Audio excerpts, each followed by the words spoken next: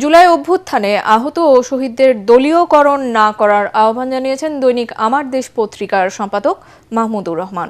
গণহত্যার নির্দেশদাতা শেখ হাসিনাকে ফেরত দিতে ভারত সরকারের প্রতি আহ্বান জানান তিনি। সন্ধ্যায় বাংলাদেশ চীন মৈত্রী সম্মেলন কেন্দ্রে জামাতে ইসলামী ঢাকা মহানগরী উত্তরের উদ্যোগে জুলাই বিপ্লবে শহীদ পরিবারের সদস্য, পঙ্গুত্ব বরণকারী ও আহতদের নিয়ে মতবিনিময় সভায় তিনি এসব কথা বলেন। এ সময় সভাপতির বক্তব্যে ঢাকা মহানগর উত্তর জামায়াতের আমির মোহাম্মদ সেলিম উদ্দিন বলেন, জুলাই আন্দোলনকে যেসব রাজনৈতিক দল অবমূল্যায়ন করবে তাদের অবস্থাও ফ্যাসিস্টদের মতো হবে।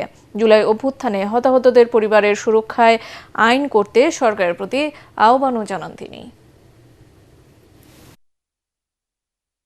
খুনি শেখ হাসিনা যে নিজে নির্দেশ দিয়েছিল হত্যাকাণ্ড চালানোর জন্য, সেটা আন্তর্জাতিক মিডিয়ায় প্রমাণিত হয়েছে।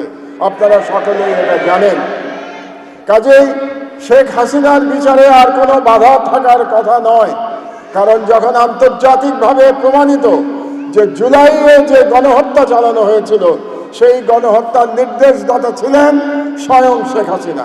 ৭১কে আমরা স্যালুট জানাই, ৭১-এর শহীদদেরকে আমরা মর্যাদা দেই, ৭১-এর বীর সেনানীদেরকে আমরা সমীহ করি, শ্রদ্ধা করি।